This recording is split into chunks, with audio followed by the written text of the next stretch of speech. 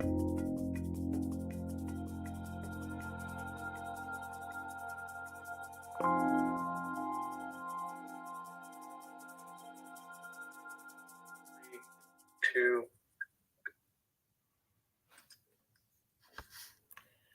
Good afternoon, everyone, and welcome to this Ruby live event, Ask Me Anything. For those of you who work in the medical profession, whenever I see an AMA, I always think of against medical advice, which is when somebody leaves the hospital. But in the social media world that we live in, AMA means Ask Me Anything. And it looks like we have a great roster of questions today. So I'm Chef Char Nolan. I'm one of the instructors here at Ruby, and it's my pleasure to be with you this afternoon. I hope everyone is well.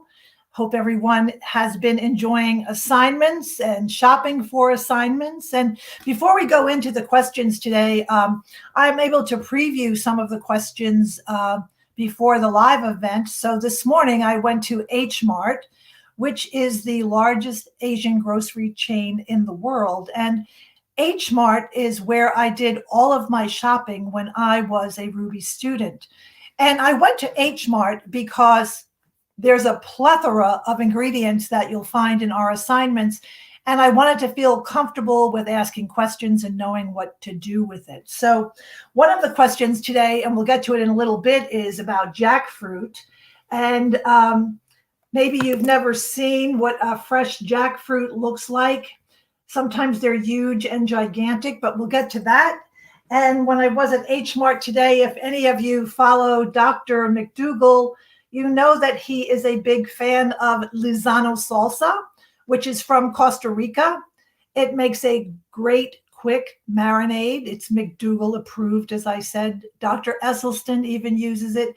And I like to take it and I like to create a thick sauce with it by reducing it. And it's really, really good.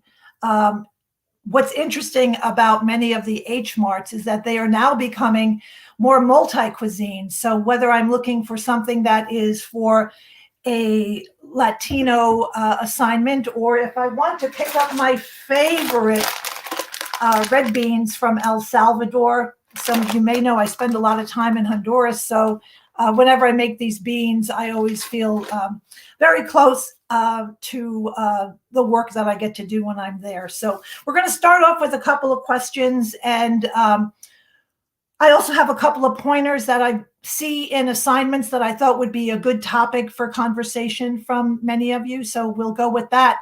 So the first question is a really fun question because it comes from Julie M. And good afternoon, Julie. What is your favorite vegan bacon replacement? And the answer is none.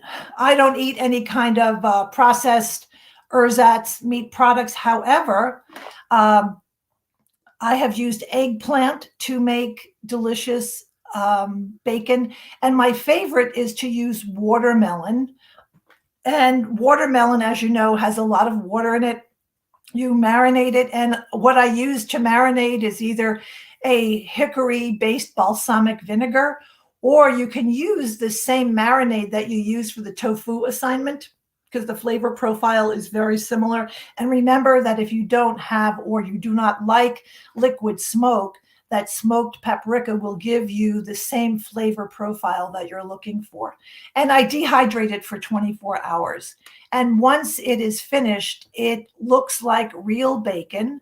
And you can make a watermelon bacon, lettuce and tomato on your favorite bread. And I did want to say one of the reasons why I decided to make my own bacon with watermelon is I was at Trader Joe's and they have a watermelon, a dehydrated watermelon, but it's loaded with sugar. And there's no reason to add more sugar to something that already comes relatively sweetened. Plus, when I dehydrated it for 24 hours in my food dehydrator, it developed a really nice crispiness to it. So that's the question. That's it. But you could make bacon from anything. You could thinly slice tofu and marinate it and then place it on a low oven at about 250 degrees and cook it well. And by that, I mean low and slow. Make sure to use parchment paper, and I would turn it probably every 2 hours or so. So there we go, Julie. That's the question. Next, I don't have many people in my life who are into the plant-based lifestyle. Can you suggest how to connect with more like-minded people besides this course? So, this is such a tender topic because I'll be very frank and candid with you and say that I won't say that I lost a lot of friends because I became plant-based, but that the mechanics of that friendship changed a little bit because they thought I had gone off on the deep end. So I don't know where you live, but in the city of Philadelphia, we're very fortunate because there is the American Vegan Society, which is located in Old City, Pennsylvania. They have a wonderful neck of resources for everyone. Interestingly, sometimes going to where there aren't plant-based people might be a good thing. And I'll share with you that for a long, long time in my life, I was a race walker and did a zillion marathons. And I contacted some people from my old race walking group and said, hey, do you guys want to do a 5K together? And then one of them emailed me back and said, yes, let's train for the 5K, but I want to hear all about plant-based lifestyle. What does it entail? Do you think I could do it? So sometimes you can incorporate your lifestyle into old friendships. But if you're going to search Instagram, just use a hashtag plant-based lifestyle, and there'll be tons and tons of stuff. As you know, I'm a very big fan of what was once called Engine 2, which is now called Plant Strong or Go Plant Strong.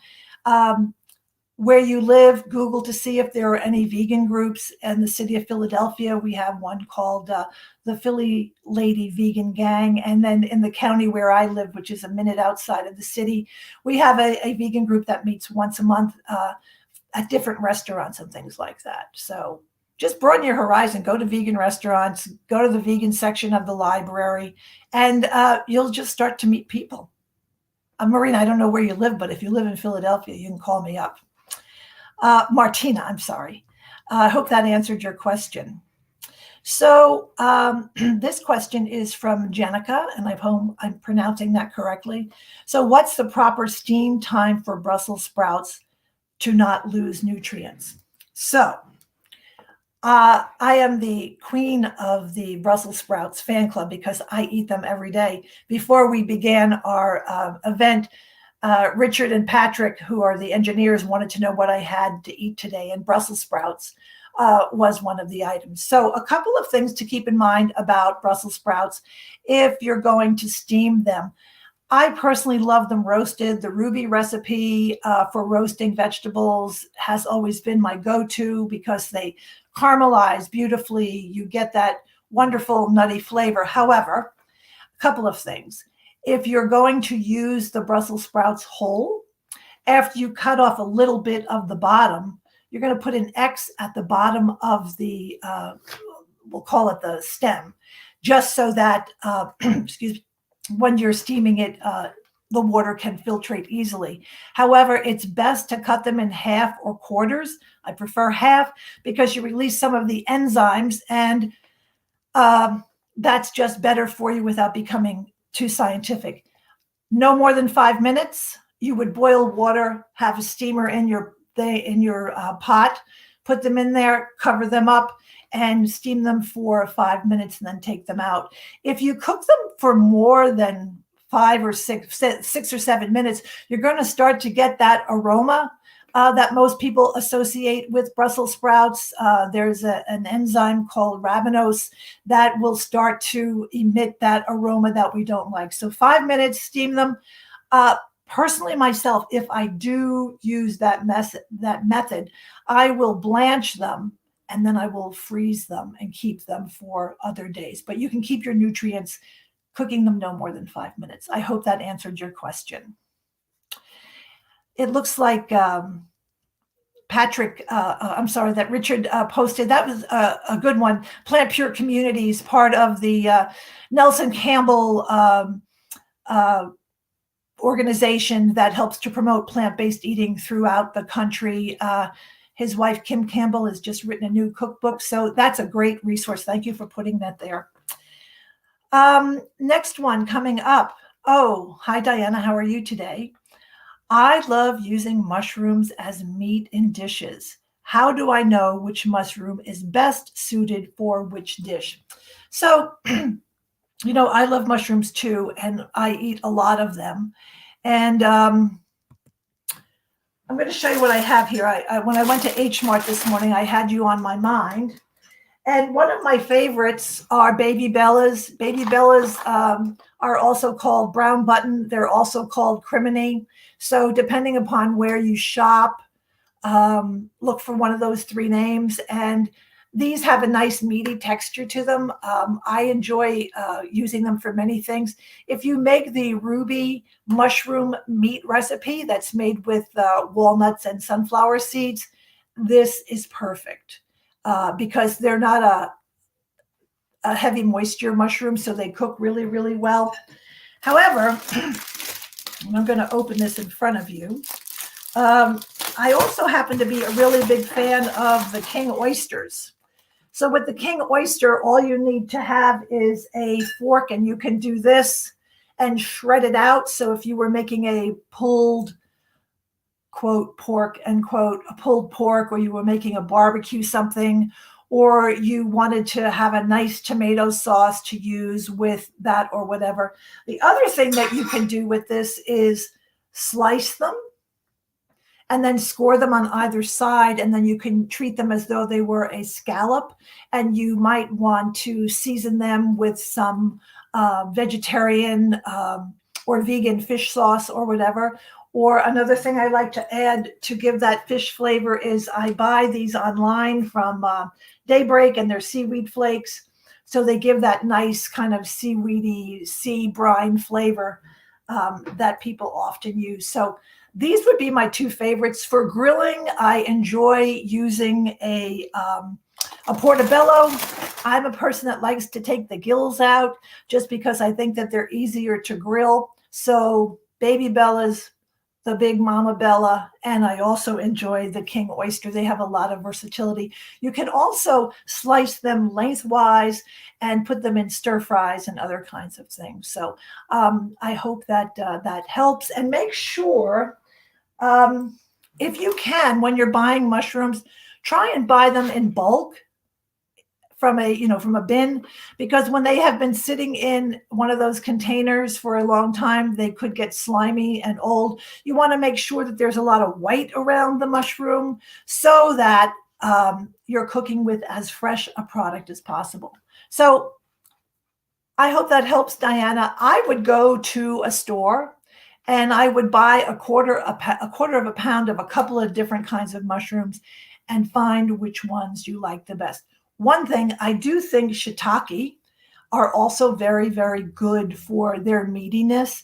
If you are using fresh shiitake, you're going to take the stems out. I don't use the stems for two reasons. One, because they're very fibrous, hard to chew. They could be a little bit better. Save them if you want to add them to a stock. So the tops of the shiitake are fine.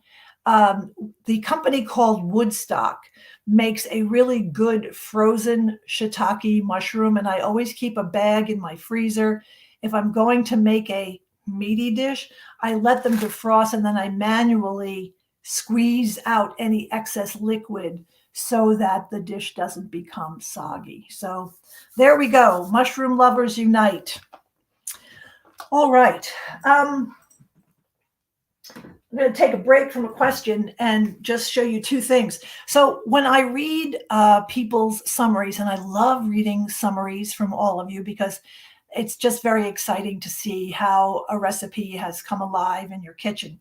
And I often hear people say that they couldn't find a spice. So I have nothing to do with Penzeys. I just like them. You can order online from them. They have a wonderful array. Their products come in glass bottles. I recycle the bottles for using for vases and storing other types of spices and things. So Penzeys, I think you can find it online. And then A friend of mine works for McCormick Spices, and she sent me a couple of bottles of this Sunshine. If you're a fan of Tabitha Brown, she's the woman who got the tempeh lettuce and tomato from Whole Foods Market, and she was eating it in her car, and her TikTok, it may have been pre-TikTok, but her video went viral. And from it, she now has more than 1 million followers. She's written countless books. So the thing that I loved about this is that it's made from, there's no salt in it, which I loved. And some of the other ingredients include mango powder, banana powder, cilantro, maple syrup powder. So I'll give you the inside scoop. They didn't make enough of it when it first came out. So in April, it's going to be in conventional grocery stores near the McCormick display. And they're going to be in shippers. And if any of you have worked in a grocery store, you know that a shipper is that annoying cardboard box in the middle of the aisle that's stocked with the product. But you might want to try it. It says, Tabitha Brown salt-free Caribbean-inspired blend brings bright, sunshiny flavor to your home kitchen. And if you follow Tabitha, you know that her motto is, it's my business. So anyway, 2 quick spice updates, and we'll get back to some of these terrific, terrific questions. This is from Carolyn B. I cook oil-free. What do you think of coconut milk? Well, I don't have it in my house. And what I suggest to do, I did some recipe testing for Rip Esselstyn's The Engine 2 Cookbook, the one that came out in 2017. And what Rip did in that cookbook is to give the coconut flavor is go to a store that sells coconut extract. So there are 2 types. There is one that's made by McCormick that is alcohol-based, and then there are several other brands that are oil-based that have a little bit better flavor. And so I will use coconut extract, and with it I will probably use almond milk. So the reason why I don't use it is because it's very high in saturated fat, but the coconut extract, you'll be so surprised with the delicious flavor that it will give. If you can't find it at your local grocery store, I'm certain that you'll be able to find it online somewhere. That's a great question.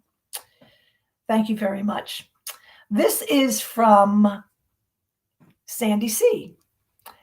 On your recommendation, I asked for the Breville air fryer toaster oven for Christmas, and my sweet husband bought it for me, and I love it. But I can't seem to figure out how to make French fries crisp without tossing them with oil. Okay. So the first thing is go back to the roasting assignment. I was going to say episode, the roasting episode on Days of Our Lives and Ruby, and how you're going to place them individually, just like you would if you were using carrots or Brussels sprouts or whatever. And the bigger pieces of the potatoes would go around the rim, and then you graduate to the smaller pieces being in the middle. I turn them midway, and they come out really, really well. So what's not clear to me is if you are using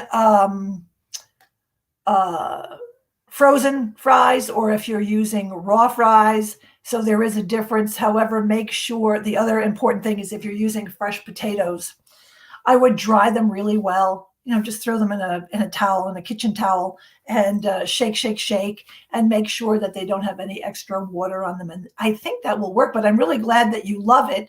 And you can fit a 12 vessel cupcake tin in that Breville oven, and it just does all kinds of amazing things. I know that Chef Fran has one, and keep me posted. There's a wonderful group, by the way, on Facebook. It's called a Fat-Free Air Fryer. And Kathy Fisher is the person who oversees it. Kathy Fisher is a very popular and well-respected plant-based chef who also cooks without oil. So nice present for you, Sandy. Congratulations.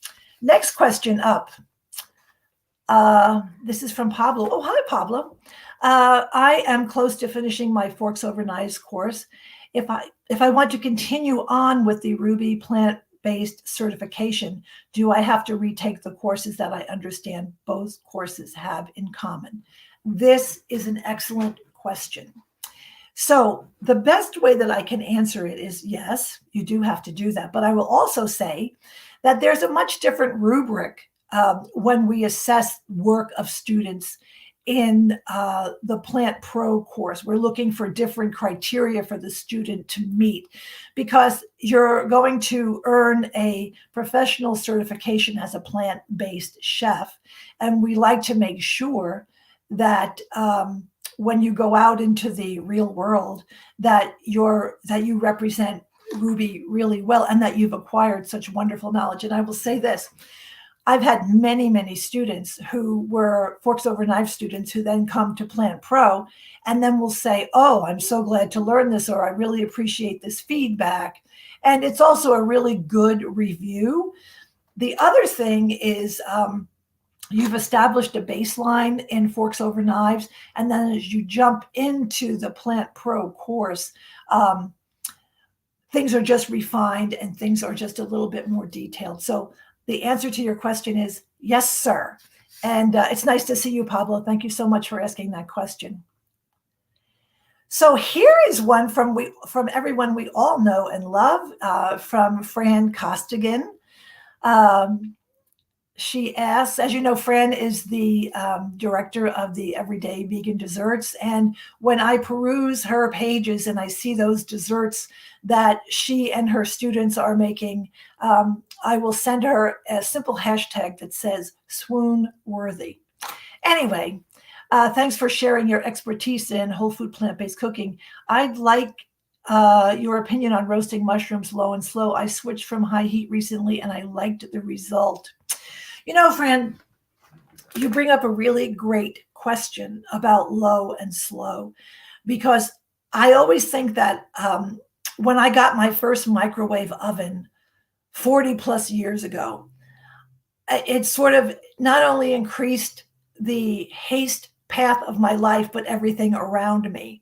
And I think returning back to low and slow is such a great way to embrace cooking. So if they come out tasty and they come out delicious, I think that's good. I'm going to show you one of my, it takes me an hour to bring everything up here. And oh, by the way, Fran, I have a new kitchen, but my husband is still working from home and he had a board meeting today and we couldn't switch things around. So it was easier for me to come up here. But I have this brand new, spanking new, this is a Black & Decker grill pan. You can see the grill marks on it. And I am loving this on a low heat for some marinated portobello mushrooms. And they come out just beautifully. So I think, we know from the no oil saute with onions that a low-slow temp will give you just a beautiful caramelized product that won't be burnt, that won't get charred, that will have a delicious flavor. And the other thing, Fran, I think that you're pointing out is that when you don't use oil in many instances, you really get to taste the true flavor of the foods that you are making. So that is a great question.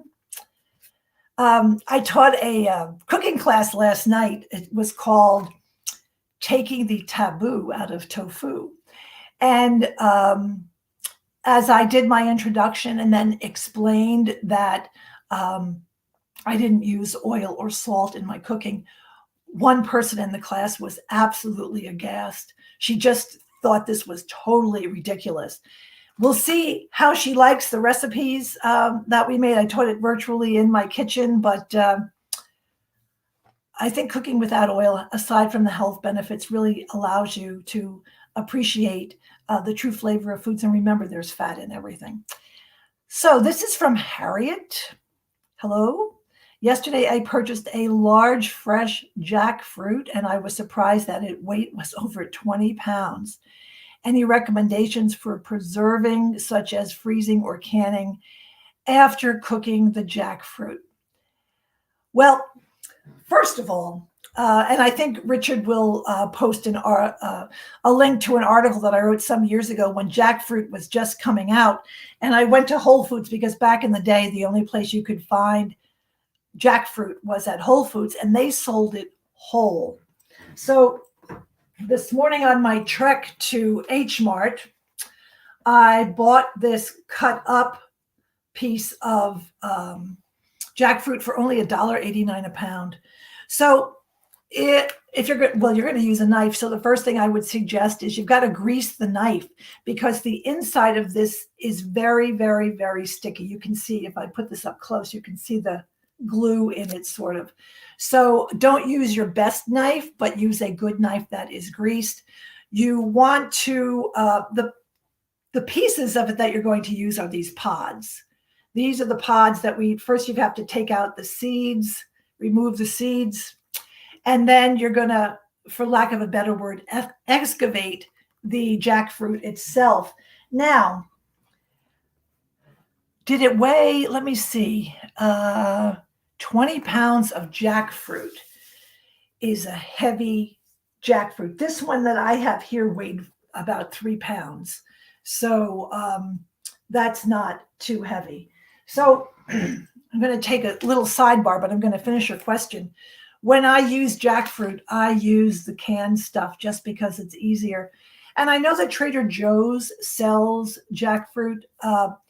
It's much, much more economical at H Mart. I think this is $1.89 or so. And the pods are already in a brine that has sugar. If you're buying anything in a brine, whether the brine be sugar or salt, the best thing to do is to rinse it off thoroughly with water and let it drain. And when you do that, you remove about 37% of any surface salt or sugar. Back to this.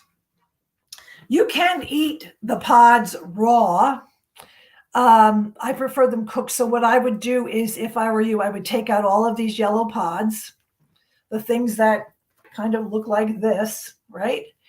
And I would blanch them, and then I would flash freeze them, and then just keep them in your freezer and use them for whatever it is that you would like to do. In the article that Richard posted, people believe that jackfruit could be the answer to world hunger because for so many years it was not paid attention to as a food source, and now it is. I hope that answered your question, Harriet. If you have any questions, you can, or any further questions about the jackfruit, you can feel free to email me, of course. And that article is posted. Yeah, 6 years ago, saying you don't know Jack was considered funny. Now everybody uses it. Anyway, when cooking with rice and grains on the stove or other things, after I get to a boil, the lowest setting doesn't reduce it to a simmer. I've tried adding water, opening the lid a little, moving the pan sideways. What is the best way to handle this? Well, a couple of things. I'd be curious to know what kind of vessel you were using. Are you using a saucepan? Are you using a stock pot? Are you using a saute pan? Depending upon what kind of vessel you're using is important. I lived in Brazil for 2 years as a Peace Corps volunteer, and the women who cooked with me or for me or whatever, they always sauteed their rice in oil first. Now, I would never do that. And you want to make sure that your water to rice ratios are correct. I will tell you 2 quick things. And going back to my comment about Fran and the microwave, the microwave instructions are on your rice package for a reason, because not everyone has the time or whatever to cook rice. So make sure that your ratio is good. If you're using stovetop, you might want to try microwave. I don't know if you're opposed to that, but I will tell you this. A few weeks ago, I went to H Mart, and on the second floor of H Mart, they have sort of like a Bed Bath and Beyond, but with all Asian products. And you could stay there for hours and hours. And I was enamored with a sojurushi rice cooker. And a few weeks ago, I treated myself to that rice cooker. And I felt a little guilty buying it because my $10 aroma pot from Walmart that I had for 10 years served me very well. But I will tell you that buying this rice cooker was a total game changer for me. And I feel really fortunate and blessed to have that. But back to you. Check your pan, check your flame, and I would make sure that that water to rice ratio is good. Jill, I hope that answered your question. If you have any more questions, let me know. This is from Laura C. And she is answering a question for Fran that says, I recently eliminated my nonstick pans and see many forks over knife recipes call for them, e.g. crisping tofu, etc. Is there a brand of these that is safer than the others? I'm going to answer that question.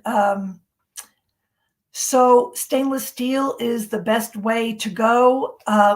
It's very funny, Laura, that you asked this question because lots of times I'll see comments on the mushroom assignment that say, but my pan was a mess. And many of you may have received the link that I provide for how to clean your pots and pans, which is with a detergent, mild water, and a dryer sheet. And you leave the dryer sheet in overnight and mumbo jumbo, something magical happens and all of the grease comes, all of the residue comes off. I know some people enjoy using a green pan, which is ceramic. I would thoroughly advise to stay away from the Teflon. Today, someone sent me an article about finding micro pieces of plastic in blood and things like that.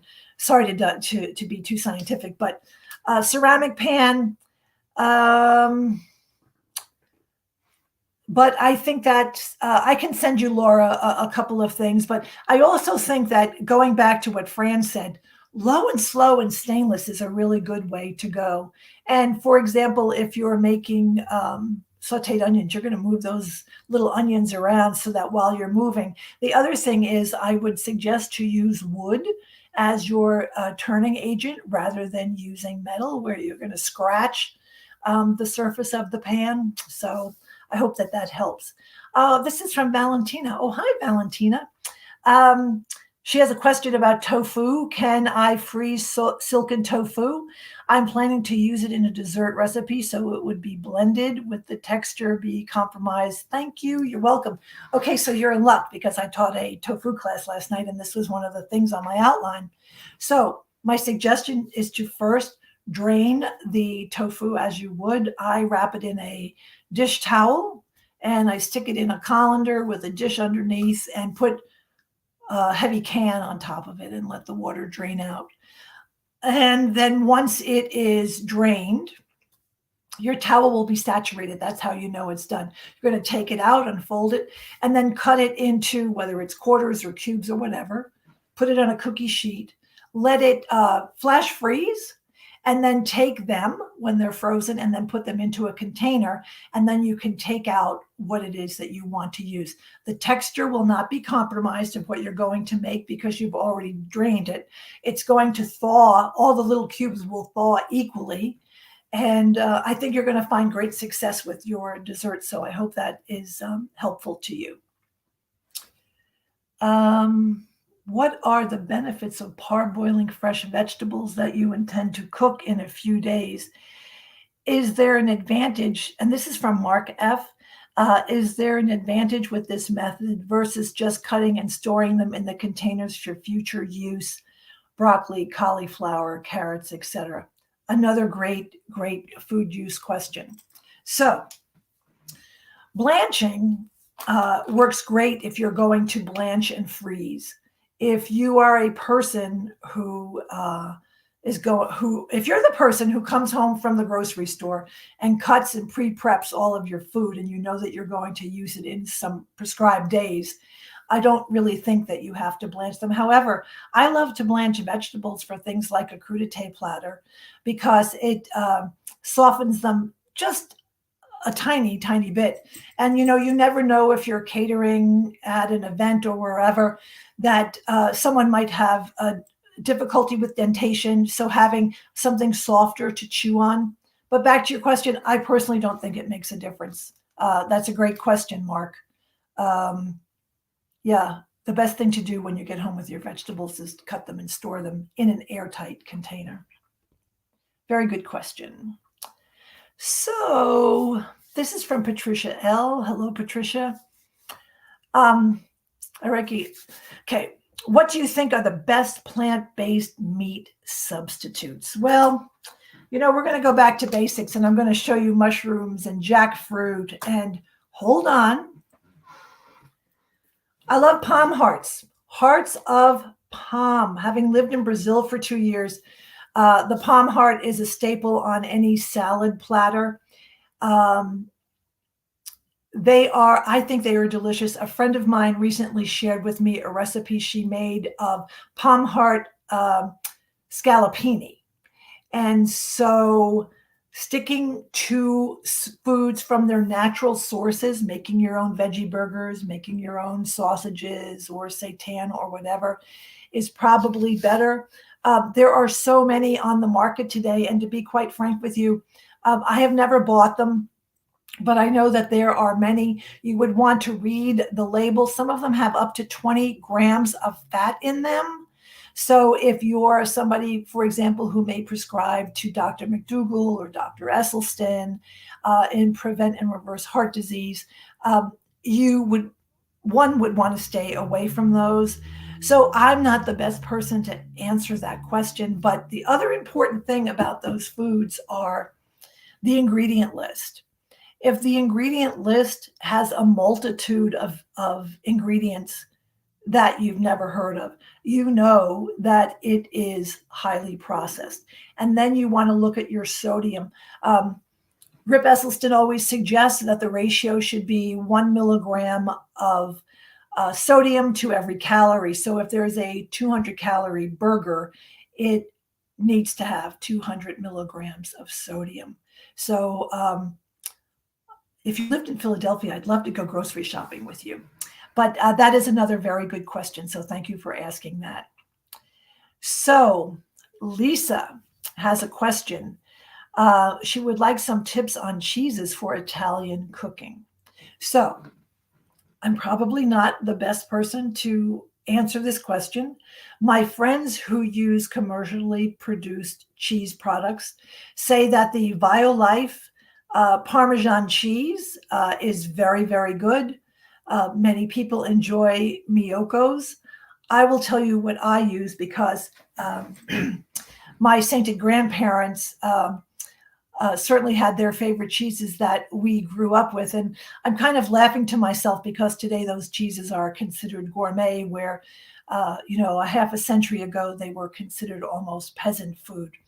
What I like to do is take a blend of roasted walnuts, some, nutritional yeast, and some capers. And I will saute it, just the nuts and the capers. And then I will throw it in a high-speed blender. And then I will add it to nutritional yeast. So you kind of get that umami from the capers. And you get the fat and the omega-3s from the walnuts. And then there is the element that the nutritional yeast brings. And it makes a really kind of nice Parmesan. But I'll tell you a quick story. My husband and I had an outdoor lunch before the temperatures dropped into the teens a few weeks ago. And I had asked for it was called a kale Caesar salad. And it had in it kale, held the dressing, lemon instead, and it had golden raisins and pumpkin seeds, and then there was this sprinkling on top. And when the waitress came back, I said to her, "What's on the top of this?" And she said, "Seasoned breadcrumbs." So my new go-to now has been to save old bread and to put them in the blender and have a coarse breadcrumb and then season it with nutritional yeast. And it is delicious because it has that same kind of grainy texture that you might find on cheese. So I also recommend a book called This Cheese is Nuts. And in that book, there are some many good recipes for making cheeses. I do make some mozzarella type cheeses using cashews and white beans and other things like that. That would be a good book, Lisa. Write a book on Italian plant-based cheeses. Do you have, this is from Cherie H. Do you have a recommendation for an air fryer when space is limited? So there's a company called Dash, DASH. They make a 2.5 quart air fryer. This air fryer looks like an old-fashioned hair dryer from the 50s. And they come in pastel colors, and there's no razzle dazzle. It just has a little dial on it. It's really good for air frying vegetables, French fries. I used to have that air fryer when I began early in my air frying career, shall we say. I've even baked in it. So check out Dash brand. They are about $40. They don't take up any space at all. However, I will say, we all shared our love and passion for the Breville a little while ago. Cuisinart makes a countertop that's a little bit smaller than that, and it has all of the same properties. It can air fry, bake. It has a convection oven. You can dehydrate with it. If space is really tight, go with the Dash. If you're looking for something a little bit more elaborate, the mini Cuisinart might be the ticket for you. And Richard has posted, Cherie, the link to This Cheese is Nuts. Okay. Oh, Jill K is back. I am trying to dry heat cooking for the first time. My veggies are often wet from washing and cutting. They are burning very quickly in the pan. Is it really important to make sure that they are that dry? What is the best way? Where did we go? Hold on a second. I just lost you. What is the best way to cook them? So I'm more of an oven roaster kind of a person. I love to air fry vegetables. So to your question, what are you using as your quote deglazing agent? How much are you using? I think that if you're going to use stovetop cooking, it doesn't really make a difference if they are that dry. I would take a look, Jill, into the baked veggie unit on Ruby, because it has a lot of really good tips about cooking with vegetables. And then the other thing you might want to try is, I'm going to lift this thing up, is looking into this grill pan, because it has those little ridges in it so that heat will be evenly distributed. You might want to look at that. I also don't know what you're cooking them in and what it is made of, and are all of the vegetables getting equal heat to them? Are they on top of one another? Because just like when vegetables bake, if they're on top of one another, they're going to steam rather than roast. Good question. Oh, I want to come to Jill's house. Is a water saute supposed to brown quickly, or am I not using enough water? Well, I always say that if you're going to use too much water, you're going to end up with steamed vegetables rather than sauteed vegetables. So I like to work in half-ounce increments. I find that if I pour too much water in, they're going to steam, and I don't want to eat food, speaking for myself, that tastes like it came off of a steam table. So I would say a half a tablespoon is probably really good, or 15 cc's of water will work well. Hello, Chef Char. I'm doing the Pro Plant course, loving it. Good. She did a small catering event this weekend, and it went very well. Any resources and books on how to cater does not need to be vegan, more technique and tips, preps, and timings. You know, it's kind of like that old joke, how do you get to Carnegie Hall? Practice, practice, practice. Um, I would suggest to practice your batch cooking techniques.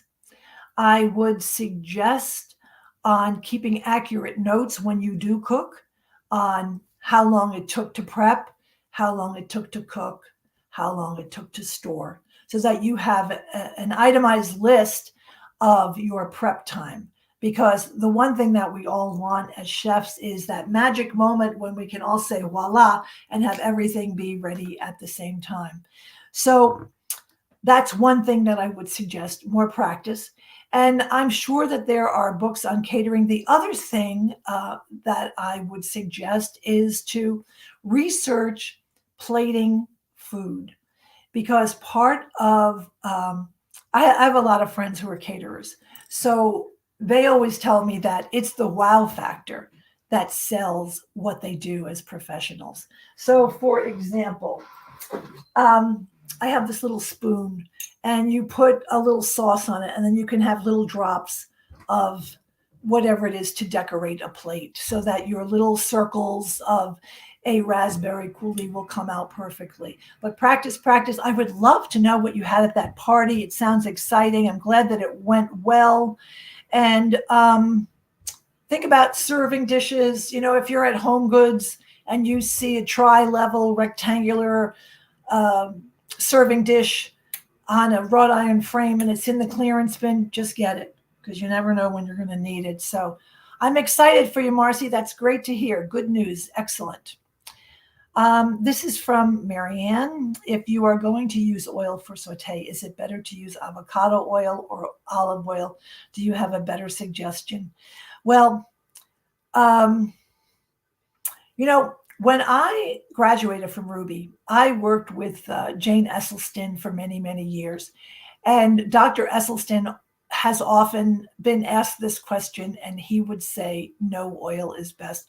And I am not an oil expert because I have learned to cook without it.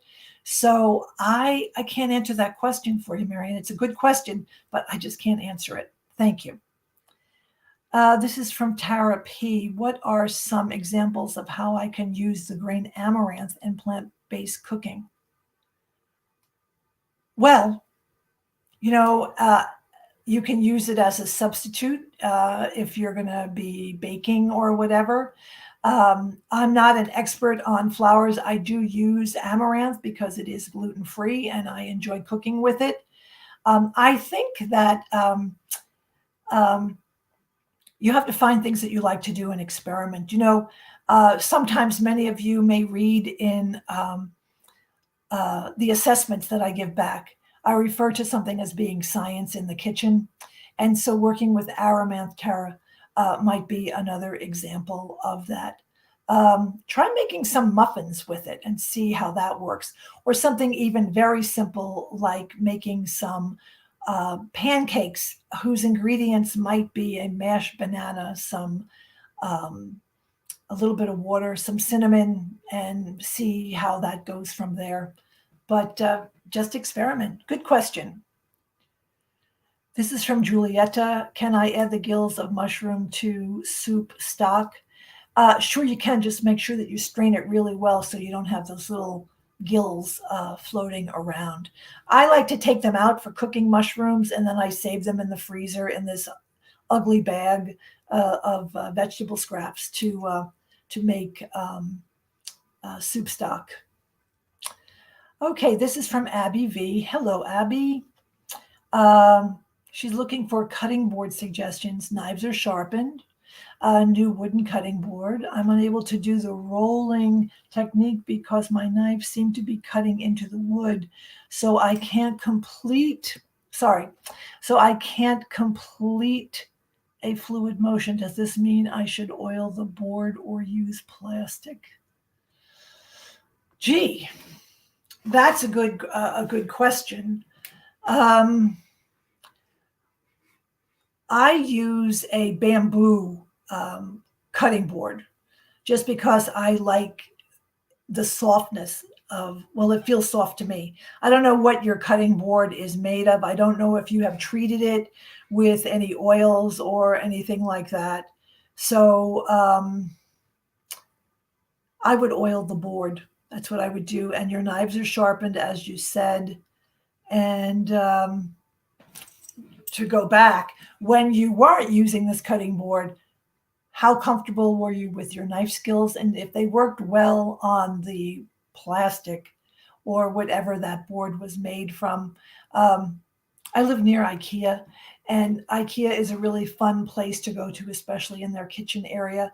And IKEA has a plethora of cutting boards, from wood to all kinds of different resins and things like that. That's a very good question. I'm going to have to give thought to that. But good luck with your new cutting board.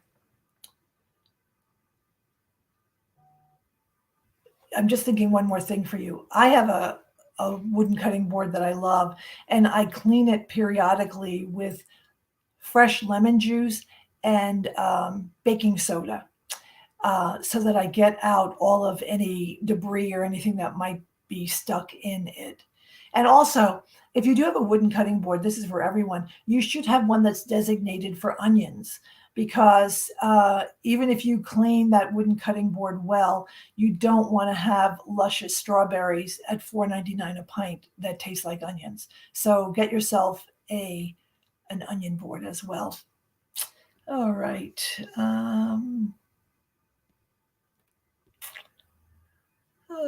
This is a great question. This is from Giovanni. Hello, Giovanni. Hello, I noticed that when I use the no oil saute method, the pan starts to become brown. When we add a liquid, the brown parts start to separate from the pan. I would like to know if it is healthier to eat them. So going back to what I said earlier, if you're doing, for example, the mushroom assignment, make sure that you have like a wooden spatula, just because it's better and gentler on the pan. Remember that you're not cooking at a high heat. It's not like having to be worried about charred or burnt food that has been reported as being a carcinogen in cooking. So I think personally myself that that's the best part of the pan. So remember that you're caramelizing, that you are not charring. So as long as the food remains caramelized in that beautiful mahogany color, I think you're good to go. Great question. Okay, this is from Madeline H. For a plant-based ricotta, but using tofu, should the word ricotta be out of the recipe being dairy-based?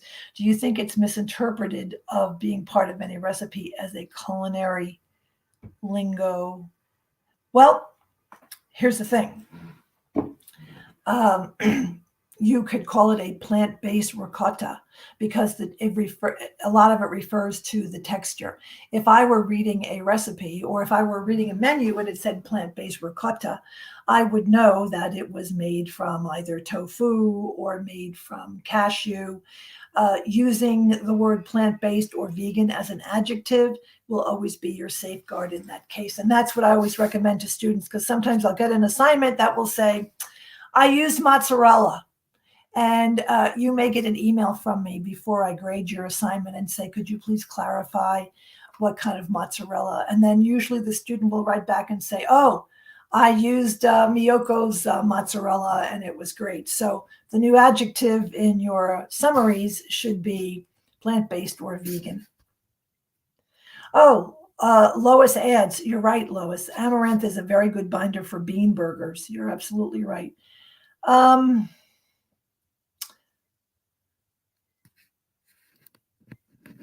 This is from Laura C. And she's trying to save some time and was wondering about what pre-made gnocchi brands you might recommend, what I might find easily. So there is a whole wheat gnocchi that is dairy-free at Walmart. And it's on the pasta aisle on a top shelf where no one ever sees it. I don't see whole wheat gnocchi in too many places. I think I have some downstairs, so I will snap a picture and send it to you. gnocchi are fun and easy to make. I was reading a great website the other day. If you don't have a gnocchi board, you could lay out a bunch of chopsticks and tape them at the bottom and at the top, and that would become your gnocchi board for creating those little ridges in your gnocchi. I'm going to try that. Good question. This is from Felipe. I recently made the chocolate torte recipe using a high-quality chocolate with creme anglaise. I was wondering if there is a better quality butter I can use to make this and other desserts even better, why you would recommend that particular butter. I don't know the answer to that, but I'm hoping that Fran Costigan is still on this call, because she is the person to whom I turn for all questions about desserts. And I'll look for an answer from Fran. And Felipe, I have that question written down.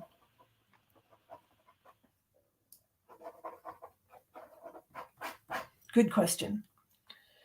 Can you oversoak pinto beans? I left them in the fridge for 2 days in the fridge, tried cooking them on the stove, but they were still hard after 1.5 hours.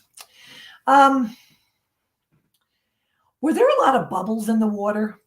You know, sometimes when something is soaked too much, I notice that when there are a lot of bubbles in the water, that the beans don't cook well.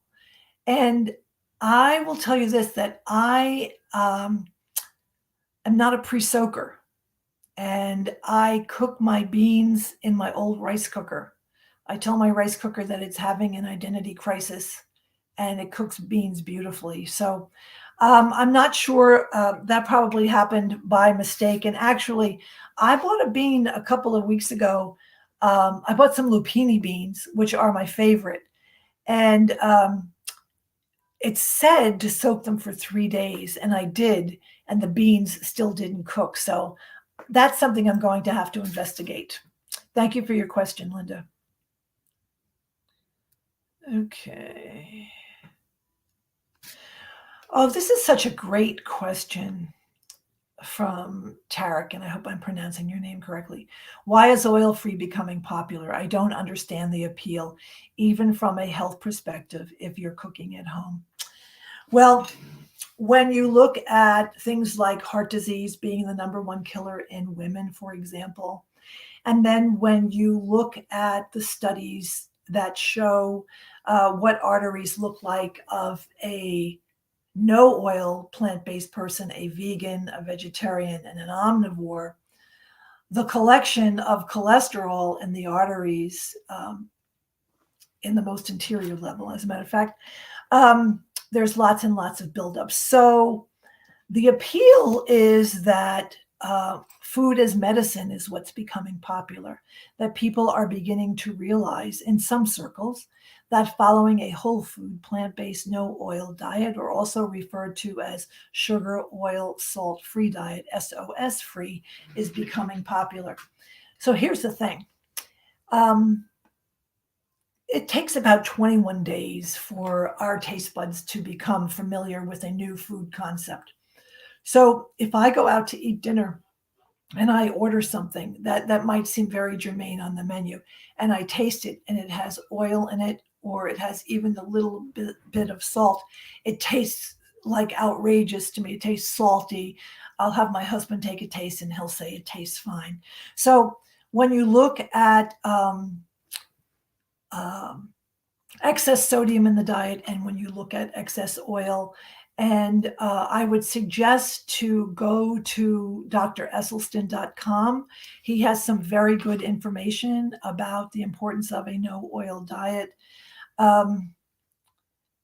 So I'm the only one of my 4 siblings who follows a whole food, plant-based, no oil diet. And I'm the only one that takes no medication. And I'm the only one who lives a really healthy and productive life. And I attribute it to following a plant-based, whole food, no oil diet. That's a very good question. And, you know, it's like a political hotbed topic. There are big debates that go on. So, you know, as my daughter will always say to me, Mom, you do you. So that's what I do. But that's a great great question. Thank you. Hi, Chef. What do you think about raw food and plant-based food?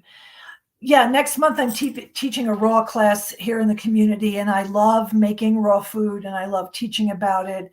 And it requires good knife skills. It requires comfort level with your mandolin. And it comes with just wanting to have fun with food. That's how I would describe that. That's a very good question. This is from Julia. Do you have tips on baking without oil using nut seed butters, fruit purees, pastes, etc., to prevent a gummy texture while maintaining I've never had my baking is pretty good, and the only reason why it's good is because I've been cooking this way for 13 years, and by trial and error, I have learned to create. So I like using a flax egg, and that's my go-to. I will use a banana. I stay away from nut and seed butters. Fruit purees. That's a very hard word to say. I'm not sure what the gummy texture is. I look at things like what are you cooking it in? When I bake, I make sure that I use parchment paper cupcake liners because nothing will stick. And I think that maybe the word bouncy might be in some things. I'll tell you, if any of you follow Jane Esselstyn, she's like a premier no oil baker, and I've had many of her baked goods. So I would look at some of her recipes. Yeah. Apples are great binders. I'll use a grated apple lots of time. Sometimes I don't like using banana because if a banana is overripened and has that banana-y flavor, and then it sort of imparts that flavor on what you're baking. Try some grated apple and try some flaxseed, and I think that you will be good to go with that. That's another great question. Guess what? We're almost at the end, which is great. And so if it's okay with Richard, let's finish these 4 questions so that everybody's wonderful questions could be answered. Oh, so this is from Estella, and she's from Brazil, and she wants to know what my favorite food living in Brazil. Well, I kind of have a list. I love feijoada, and I love a good vegan feijoada. And when the Olympics were in Brazil, one of my Brazilian friends, who's a plant-based chef, he contributed a beautiful recipe for a plant-based feijoada. I also love how Brazilians embrace the prune. And by that, I mean, back in the day, you would find prune ice cream, prune cakes. And Fran Costigan knows that I love prunes. I loved pão de queijo, which is cheese bread, and I have yet to find a plant-based substitute. But I love everything about Brazil, whether it's coconut water or beautiful rice or delicious desserts. I do like a good vegan churrasco, which is also very, very nice. So that's exciting. And there are a lot of Brazilian vegan chefs emerging. Many have come through our program. That is a great question. And Richard posted Jane Esselstyn's website for some recipes. And Cynthia M., hello, how are you today? What is the best coconut oil to use for cooking, baking? Is there a healthier alternative to coconut oil? So a couple of minutes ago, we talked about coconut milk, and because of its saturated fat content, I personally don't use anything with coconut in it. I would suggest to find a way to cook without oil and use a coconut extract, which is very, very good. I'm sorry I can't answer that question better for you. This is from Julia. When you recommended using breadcrumbs and nutritional yeast for a sprinkling cheese, could you freeze old bread, then toast it when you are ready to use it? I would toast it first and then freeze it. So this way, when you take it out of the freezer, you are good to go in terms of doing what it is that you want to do. You're gonna love the texture of it because it creates a really nice texture. And I'm gonna do a drum roll here. And this is how do you fix your Brussels sprouts in the air fryer? This is from Judith B. So it's funny because the Ruby vegetable unit is sort of like the foundation of how I live my plant-based life and how I cook vegetables.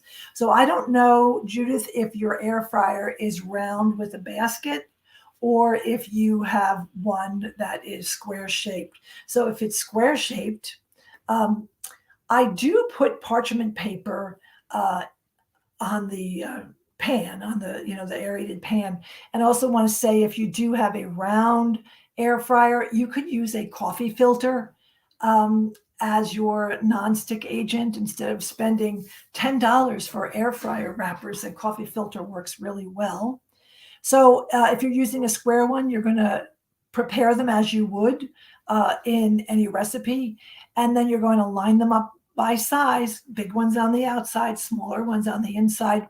If your air fryer is smaller, you're going to do the same thing with the bigger ones on the outside, and you might have to do it in 2 batches, and then you're going to flip halfway just like you do in the regular recipe. So let me just make sure I don't have anything else for show and tell.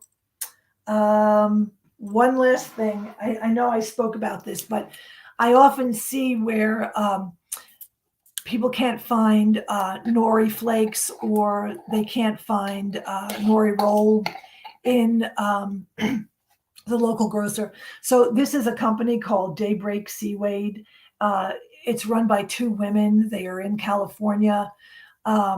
Their products come in glass. I save their glass for other things. So if you're looking for seaweed, I use this for a couple of things. I use it as a source of iodine because if I'm not using salt, I'm not getting iodized salt.